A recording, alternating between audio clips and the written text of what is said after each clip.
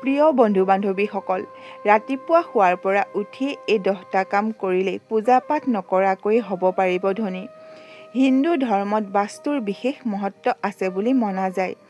জ্যোতিষ শাস্ত্ৰৰ অনুসৰি মনা যায় যে ৰাতিপুৱা ব্ৰহ্ম মুহূৰ্তত কৰা কামৰ প্ৰভাৱে গোটেই দিনটোৰ কাম-কাজৰ ওপৰত বহুতেই প্ৰভাৱ পেলায়।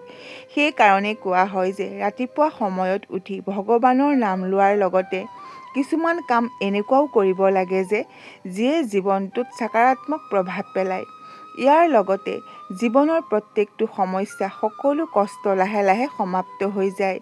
সেই কামবোৰ কৰিলে দুৰ্ভাগ্যও সৌভাগ্যলৈ সলনি হৈ পৰে আৰু সৌভাগ্যত সকাৰাত্মক উৰ্জাই বাস কৰিবলৈ ধৰে। শাস্ত্ৰত এনেকুৱা কিছুমান কাৰ্যৰ কথা বৰ্ণনা কৰা হৈছে যে যিবোৰ কাম সদায় ব্ৰহ্ম মুহূৰ্তত উঠি কৰিব লাগে, যিবোৰ বহুতেই শুভ বুলি মনা যায়। বহু লোকে জানিব বিচাৰে যে ব্ৰহ্ম মুহূৰ্তৰ শুভ সময় কোনখিনি হয়। তেন্তে তেওঁলোকক জনাওঁ যে ৰাতিপুৱা 4 বজাৰ পৰা 5:30 এই সময়খিনিক ব্ৰহ্ম মুহূৰ্ত বুলি কোৱা হয়। যদি এই সময়খিনিত উঠি আপুনি স্নান আদি কৰি শাস্ত্ৰত কোৱা এই নিয়ম আৰু উপায় কৰিব পাৰে, তেন্তে জীৱনত শুভ পৰিণাম দেখিবলৈ পোৱা যায়। এনেকুৱা কৰিলে আপুনি মাতা লক্ষ্মীৰ লগতে অন্য দেৱ-দেৱতাসকলৰো অসীম কৃপা লাভ কৰিব, যাৰ কাৰণে আপুনি আপোনাৰ জীৱনত শুভ পৰিণাম দেখিবলৈ পাব। লগতে আপোনাৰ ৰৈ যোৱা কামবোৰ কোনো বিঘিনি নোহোৱাকৈ হ'বলৈ ধৰিব আৰু আপুনি প্ৰত্যেকটো কামতে সফলতা পাবলৈ ধৰিব। ইয়াৰ লগতে আপোনাৰ ঘৰখনৰ পৰা নকাৰাত্মক উৰ্জা দূৰ হ'বলৈ ধৰিব আৰু ঘৰখনত সকাৰাত্মক উৰ্জাৰ বাস হ'বলৈ ধৰিব, যাৰ কাৰণে ঘৰখনত শান্তি আৰু সুখ সমৃদ্ধি বজাই ৰাখিব। তেন্তে আহক এই ভিডিঅ'টোৰ মাধ্যমেৰে আমি আপোনালোকক জনাম যে ৰাতিপুৱা ব্ৰহ্ম মুহূৰ্তত উঠি কি কাম কৰিলে সুখ, শান্তি, সম্পত্তি আৰু ধন ঐশ্বৰ্যৰ প্ৰাপ্তি হয়। তেন্তে আহক জানো সেই উপায়কেইটাৰ বিষয়ে। যি উপায়কেইটা ৰাতিপুৱা উঠি ব্ৰহ্ম মুহূৰ্তত কৰিলে জীৱনত শুভ ফলৰ প্ৰাপ্তি হয়। নাম্বাৰ 1, সূৰ্য দেৱতাক অৰ্ঘ্য দিব লাগে। আপোনালোকে জানে যে ভগৱান সূৰ্য দেৱতাক হিন্দু ধৰ্মত কিমান ডাঙৰ বিশেষ মহত্ব বুলি মনা যায়।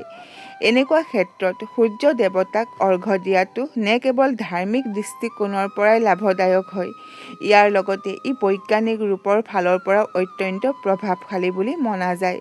গতিকে ৰাতিপুৱা সময়ত অৰ্থাৎ ব্ৰহ্ম মুহূৰ্তত সূৰ্যৰ প্ৰথম কিৰণক জল অৰ্পণ কৰিলে এজন ব্যক্তিৰ আৰ্থিক স্থিতি মজবুত হয়।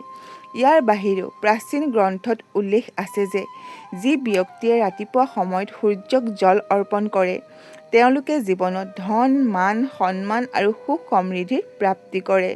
লগতে এনেকুৱা কৰিলে ভগৱান সূৰ্য দেৱতাৰ সকাৰাত্মক উৰ্জা শৰীৰত প্ৰৱেশ কৰে, যাৰ দ্বাৰা আত্মবিশ্বাস আৰু কাৰ্যক্ষমতাত বৃদ্ধি হয়।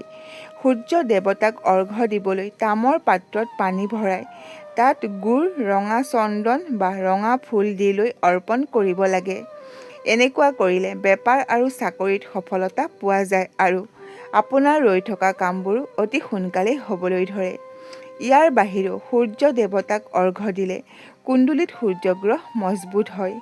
নাম্বাৰ 2, পানী ছটিয়াই দিয়া। ৰাতিপুৱা ব্ৰহ্ম মুহূৰ্তত উঠি স্নান আদি কৰি মুখ্য দুৱাৰত পানী ছটিয়ালে সকাৰাত্মক উৰ্জা বাঢ়ে আৰু ঘৰখনত ধন-ধানৰ বৃদ্ধি হয়।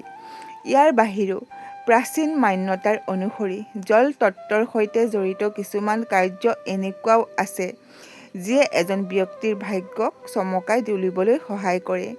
ইয়াৰ বাহিৰেও সৰ্বপ্ৰথমে তুলসী গছত পানী ঢলাটো অত্যন্ত শুভ বুলি মনা যায়, কিয়নো তুলসী গছত জল অৰ্পণ কৰিলে ঘৰখনলৈ সুখ সমৃদ্ধি আহে আৰু দৰিদ্ৰতা দূৰ হয়। ইয়াৰ বাহিৰেও তুলসী গছক হিন্দু ধৰ্মত বিশেষ মহত্ব দিয়া হয় আৰু তুলসী গছ ভগৱান শ্ৰীহৰি বিষ্ণুৰো অত্যন্ত প্ৰিয় হয়। লগতে আহঁত গছত পানী ঢালিলে পিতৃদোষৰ নিবাৰণ হয় আৰু কুবেৰ দেৱতাও প্ৰসন্ন হয়।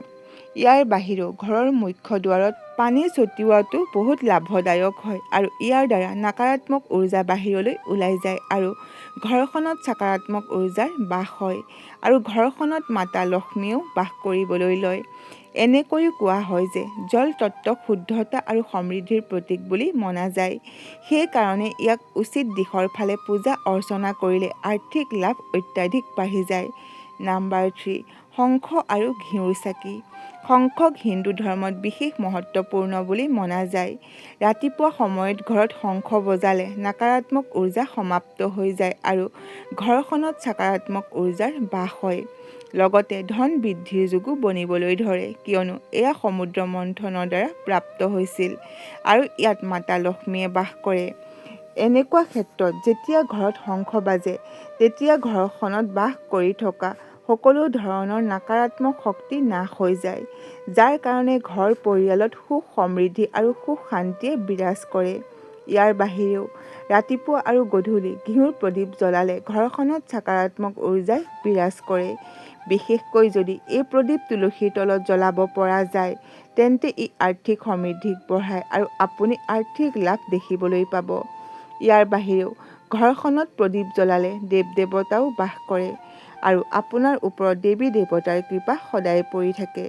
লগতে বেপাৰ তথা কৰ্মত উন্নতি হয় আৰু এনেকৈও কোৱা হয় যে প্ৰদীপ জ্বলালে ৰাহু কেতু আৰু শনিৰ দোষো শান্ত হয়, যাৰ কাৰণে এজন ব্যক্তিয়ে জীৱনত সফল হ'ব পাৰে। নাম্বাৰ 4, তামৰ পাত্ৰৰ পানী। ৰাতি শোৱাৰ সময়ত তামৰ পাত্ৰত পানী ভৰাই ৰাখক। তাৰ পাছত ব্ৰহ্ম মুহূৰ্তত উঠি সৰ্বপ্ৰথমে তামৰ পাত্ৰত ৰাতি ভৰাই থোৱা পানীখিনি খাওক। ইয়াৰ পাছত দিনটোৰ কাম কাজত লিপ্ত হৈ পৰক। তামৰ পাত্ৰত ভৰাই থোৱা পানীখিনিত সকলো ধৰণৰ বীজাণুমুক্ত পদাৰ্থ বাহিৰলৈ ওলাই যায়। ইয়াৰ উপৰিও সোনকালে উঠিলে সুন্দৰতা, চুলি, বিদ্যা আৰু স্বাস্থ্যৰ প্ৰাপ্তি হয়। লগতে ভগৱানেও আপোনাক তেওঁৰ আশীৰ্বাদ প্ৰদান কৰে। নাম্বাৰ 5, হাতৰ তলুৱাৰ দৰ্শন। শাস্ত্ৰৰ অনুসৰি ৰাতিপুৱা ব্ৰহ্ম মুহূৰ্তত উঠি সৰ্বপ্ৰথমে নিজৰ হাতৰ তলুৱা দৰ্শন কৰিব লাগে। আপুনি ভাবিছে চাগৈ যে এনেকুৱা কৰিলে কি হয়? তেন্তে আমি আপোনাক জনাওঁ যে এনেকুৱা কৰিলে সদায় দেৱী দেৱতাসকলৰ কৃপা লাভ কৰিব পৰা যায়। লগতে আপোনাৰ ভাগ্যও মজবুত হয় আৰু ভাগ্যই কাম কৰিবলৈ আৰম্ভ কৰি দিয়ে। ইয়াৰ লগতে ধনৰ দেৱী লক্ষ্মী আৰু বিদ্যাৰ দেৱী সৰস্বতীৰ বিশেষ কৃপা প্ৰাপ্তি কৰিব পাৰিব, যাৰ কাৰণে আপুনি জীৱনত পূৰ্ণ ফলৰ প্ৰাপ্তি কৰিব পাৰিব। নাম্বাৰ 6, গাই গৰুক প্ৰথমখন ৰুটি। প্ৰিয় বন্ধু বান্ধৱীসকল, হিন্দু ধৰ্মত গাই গৰুক মাতাৰ স্থান দিয়া হৈছে আৰু গাই গৰুক ৰুটি খুওৱাটো হিন্দু ধৰ্মত এক বিশেষ মহত্ব আছে। সেই কাৰ্য নে কেৱল ধাৰ্মিক দৃষ্টিৰ পৰা লগতে আৰ্থিক সমৃদ্ধিৰ দৃষ্টিৰ পৰাও লাভদায়ক বুলি মনা যায়, কিয়নো প্ৰাচীন মান্যতাৰ অনুসৰি গাই গৰুৰ গাত সকলো দেৱ দেৱতাসকলৰ বাস থাকে আৰু গাই গৰুক ভোজন কৰোৱা মানে চিধা ঈশ্বৰক অৰ্পণ কৰাৰ সমান হয়। গাই গৰুক ৰুটি খোৱালে ঘৰখনত উন্নতি হয় আৰু ধন টকা পইচাৰ কেতিয়াও কমি নহয় আৰু লগতে সাধকে সেই সকলোবোৰ কামতেই সফলতা পায়।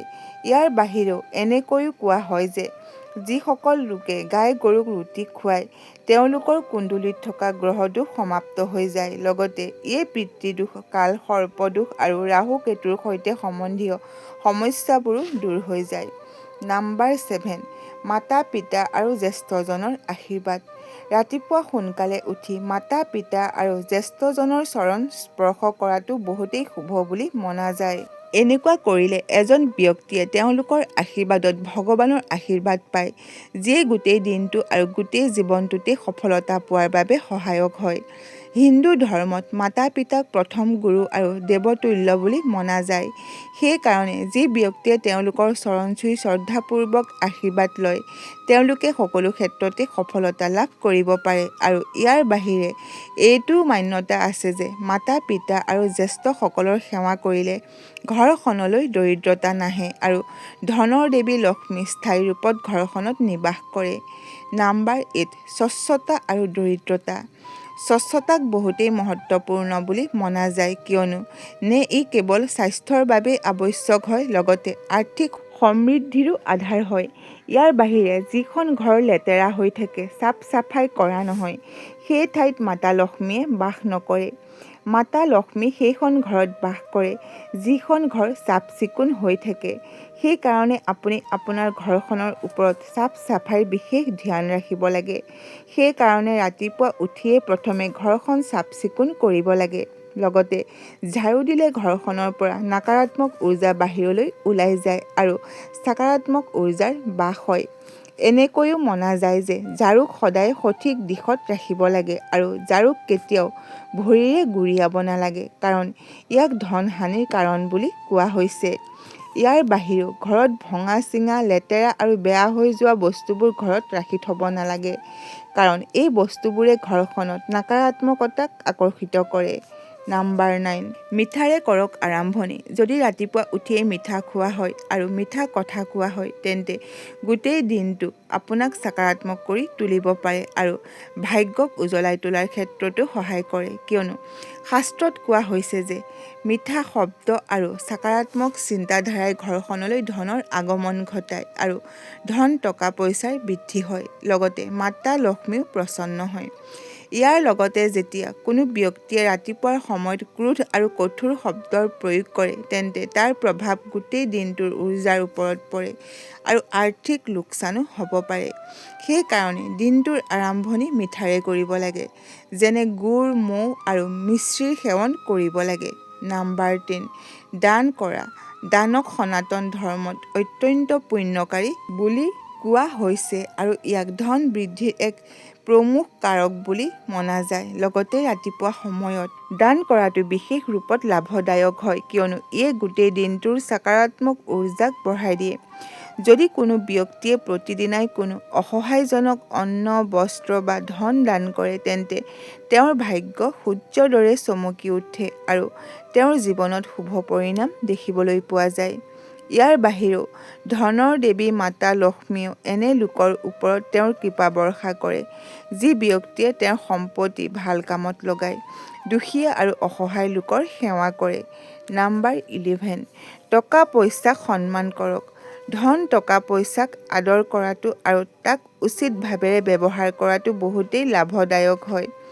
ধন টকা পইচাক মাতা লক্ষ্মীৰ ৰূপ বুলি মনা হৈছে আৰু শাস্ত্ৰত কোৱা হৈছে যে মা লক্ষ্মী তাতেই বাস কৰে য'ত ধনক উচিত প্ৰয়োগ কৰা হয় আৰু সন্মান কৰা হয়।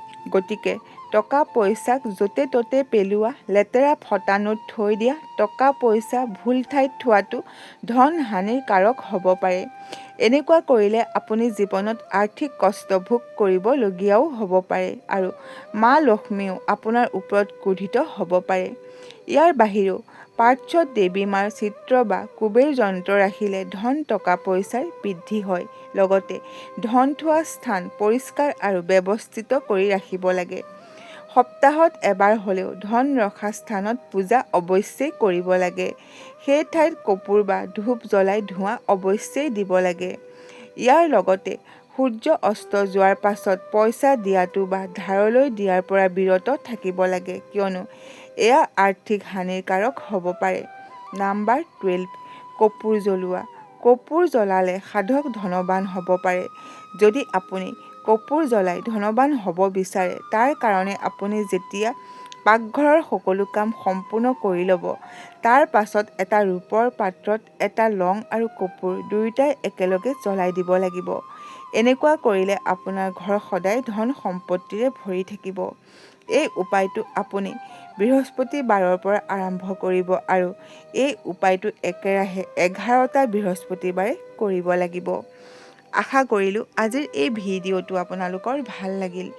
যদি ভাল লাগিল তেন্তে আমাৰ এই চেনেলটো লাইক কৰক, শ্বেয়াৰ কৰক আৰু লগতে আমাৰ এই চেনেলটো ছাবস্ক্ৰাইব কৰি দিয়ক।